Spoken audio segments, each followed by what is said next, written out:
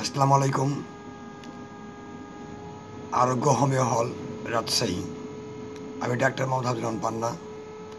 আজ আমি আপনাদের সামনে র্যাক্স 2 ওষুধ নিয়ে আলোচনা করব। র্যাক্স 2 মূলত এটি একটি হোমিওপ্যাথিক পাকিস্তানি কম্বিনেশন ওষুধ। র্যাক্স 2 মূলত অ্যাজমা চিকিৎসায় ব্যবহার হয়ে থাকে। তো সর্বপ্রথম এটি দেখি আসলে অ্যাজমাটা কি। অ্যাজমা হচ্ছে শ্বাসনালীর হাঁপানি।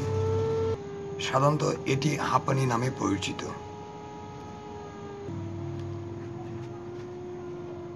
একটি চিকিৎসা অবস্থা যা শ্বাসনালী শুরু হয়ে যাওয়া এবং ফুলে যাওয়া এবং শ্বাসনালীতে অতিরিক্ত সমলা উৎপাদনের ফলে হয়। এটি তীব্র হাঁপানি আক্রমণ নেয়, যা প্রায়শই অ্যালার্জি ট্রিগারের কারণে ঘটে। রোগী শ্বাসকষ্ট, কাশি এবং শ্বাসকষ্ট অনুভব করতে পারে। এছাড়াও অ্যাজমা এবং ব্রঙ্কাইটিস, লালা, কাশি, অক্সিজেন এর স্বল্পতার কারণে ফুসফুসে অতিরিক্ত রক্ত সঞ্চার হয়। শ্বাসকষ্টের জন্য রোগী ইনহেলার ব্যবহার করতে পারে। র্যাক্স 2 অ্যাজমার জন্য একটি উপযুক্ত প্রতিষেধক ওষুধ। বিশেষ করে যারা ইনহেলার ব্যবহার করে তাদের জন্য অত্যন্ত কার্যকর একটি ওষুধ র্যাক্স 2। যারা ইনহেলার ব্যবহার করে তারা যদি র্যাক্স 2 সেবন করে সেক্ষেত্রে তাদের ইনহেলারের আর প্রয়োজন পড়বে না। আপনারা বুঝতে পারছেন যে র্যাক্স 2 ওষুধ অ্যাজমার জন্য অত্যন্ত কার্যকর একটি মেডিসিন। র্যাক্স 2 ওষুধ সেবন বিধি: প্রাপ্তবয়স্ক ব্যক্তিরা 20 ফোঁটা, শিশুরা 10 ফোঁটা, 1 ডোপ পরিমাণ মতো পানিতে ওষুধটি মিশিয়ে ভালোভাবে ঝাঁকিয়ে, রোগের তীব্রতা যদি খুব বেশি থাকে সেক্ষেত্রে 4 ঘন্টা পর পর, যদি তীব্রতা কম থাকে সেই ক্ষেত্রে সকালে, দুপুরে, রাতে, অথবা একজন রেজিস্টার্ড হোমিওপ্যাথি চিকিৎসকের সঙ্গে পরামর্শ করে ওষুধ সেবন করুন।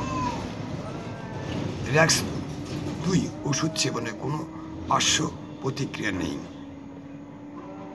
এ পর্যন্ত যারা সেবন করেছে কোনো পার্শ্ব প্রতিক্রিয়া দেখা দেয়নি। তারপর যে কোনো পার্শ্ব প্রতিক্রিয়া দেখা যায়, যে মনে করেন সমস্যা হচ্ছে, সেই ক্ষেত্রে অবশ্যই একজন রেজিস্টার্ড হোমিওপ্যাথি চিকিৎসকের সঙ্গে পরামর্শ করবেন। ওষুধটি সংরক্ষণ: ওষুধটি সুগন্ধ দুর্গন্ধ দূরে শীতল ও শুষ্ক স্থানে সংরক্ষণ করবেন। আমার একটা ওয়েবসাইট আছে, আরও বিস্তারিত জানতে পারবেন, আরোগ্য হোমিও হল .xyz।